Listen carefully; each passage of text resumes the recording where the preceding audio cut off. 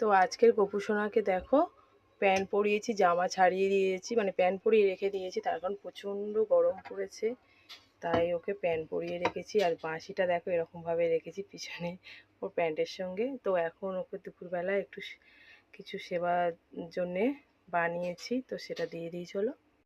এই দেখো গপুর জন্যে কী বানিয়েছি আজকের, একটু সিমুয়ের পায়েস বানিয়েছি, তো এটা নিয়ে গপুকে দিয়ে দেবো এখন।